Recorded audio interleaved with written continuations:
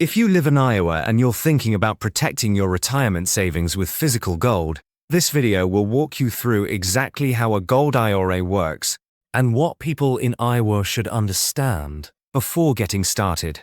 Especially if you're retired or nearing retirement in Des Moines, working in insurance or finance, living in manufacturing hubs like Cedar Rapids or Waterloo, or coming from agricultural and heavy industry backgrounds in the Quad Cities. Iowa retirees tend to be practical, disciplined, and long-term focused, and the financial realities of retirement here are very different from what you see in higher-cost coastal states. Understanding how a gold IRA fits into Iowa's retirement landscape can help you preserve stability and protect purchasing power over time. Before we continue, I want to be clear that this video is for educational purposes only and should not be considered tax, legal, or financial advice. I've done my best to present accurate information from reliable sources, but everyone's financial situation is different. You should always consult a qualified financial professional, tax advisor, or retirement specialist before making decisions involving your retirement savings. As I was researching this topic, I leaned heavily on educational materials from firms that specialize specifically in gold IRAs, including Augusta Precious Metals. They focus a lot on investor education rather than hype, which is helpful when you're dealing with something as serious as retirement planning. I'll leave a link to their free educational guide in the description below if you want more details. Many Iowans are starting to consider gold IRAs because retirement income math in this state can be deceptively tight. According to 2025 data from NASDAQ and Go Banking Rates, a retired couple in Iowa needs approximately $42,000 per year to live comfortably, covering housing, healthcare, utilities, food, transportation, and basic lifestyle expenses. Compared to coastal states, that number looks affordable on paper. The challenge is how that income is actually funded. For many Iowa retirees, the bulk of retirement income comes from IPERS pensions or Social Security. Social Security alone averages roughly $22,000 per year, and while IPERS provides a stable pension for public employees, it often doesn't fully bridge the gap. That leaves a shortfall of $20,000 or more each year that must come from personal savings or investment accounts.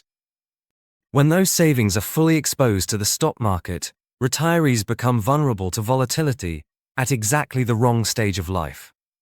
Inflation has also become a growing concern across Iowa, particularly in areas experiencing population growth. Healthcare costs for retirees now average more than $8,000 per year, and housing costs in expanding suburbs like Waukee, Ankeny, and Johnston have risen much faster than in rural parts of the state.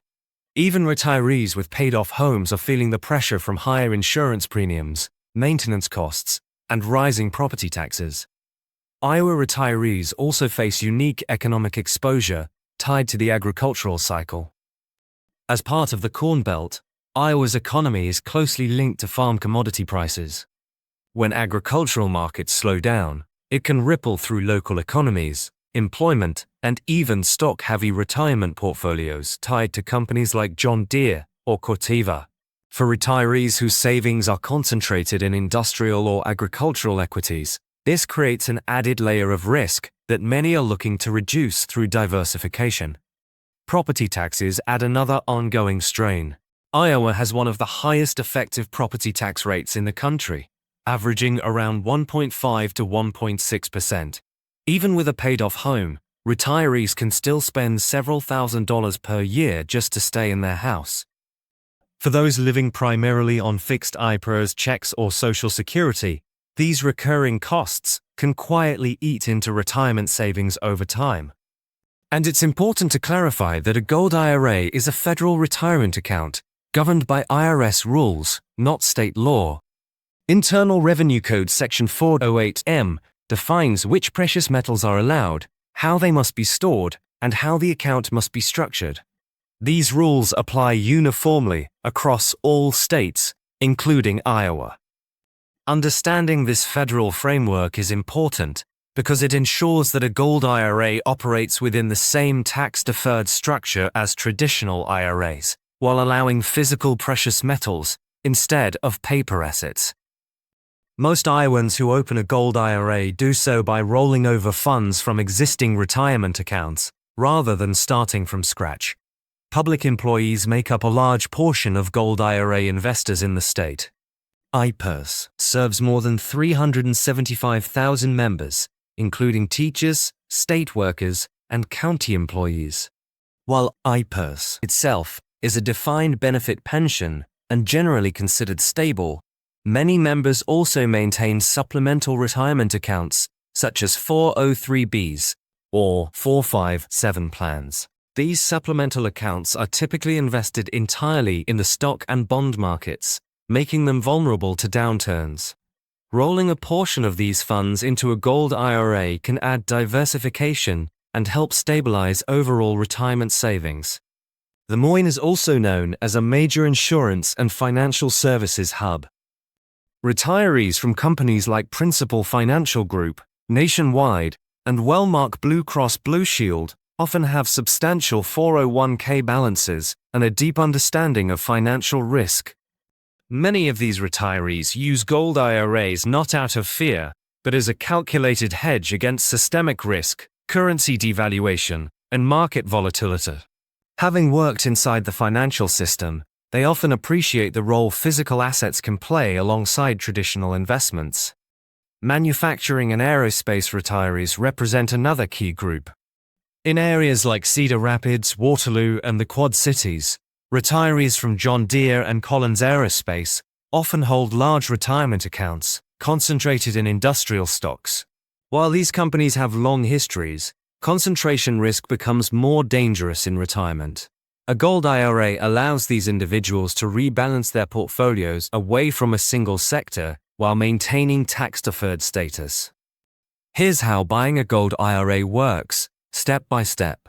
The first step is opening a self-directed IRA with an IRS-approved non-bank custodian. These custodians specialize in alternative assets and ensure your account follows IRS regulations. The second step is funding your account, usually through a direct rollover or transfer from an existing 401k, 403b, 457 plan, or TSP. It's important to emphasize a direct, trustee-to-trustee rollover to avoid the mandatory 20% IRS withholding tax and to keep the process smooth with any relevant tax authorities. The third step is selecting IRS-approved investment-grade metals. Gold must meet a minimum purity of 0.995, and silver must meet a minimum purity of 0.999. The final step is storage. The gold is owned by your IRA, not by you personally, and it must be stored in an IRS-approved third-party depository under the custody of your account. This ensures compliance with federal regulations, protects your investment from personal liability, and guarantees that your metals are properly secured. IRA also generally exempts the sale of gold, silver, platinum, and palladium bullion and legal tender coins from state sales tax.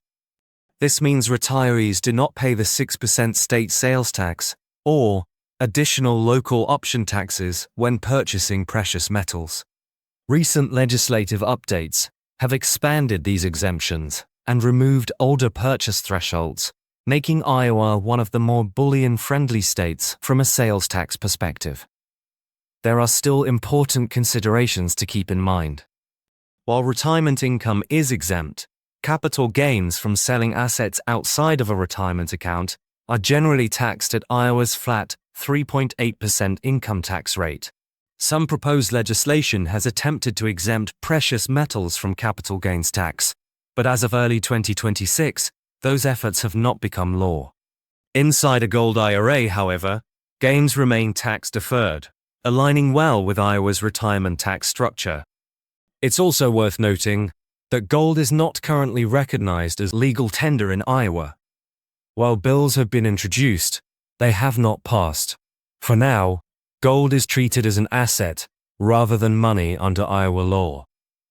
This does not affect its eligibility inside a gold IRA, but it's an important distinction for those following state-level sound money legislation.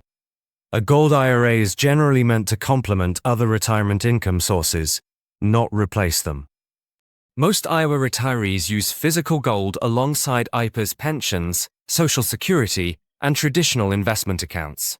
Social Security cost of living adjustments often lag behind real-world inflation, and pensions are typically fixed. Holding a portion of retirement savings in physical gold can help offset purchasing power erosion and reduce dependence on market performance during retirement. A gold IRA tends to make the most sense for people who are closer to retirement or already retired and focused on protecting what they've built.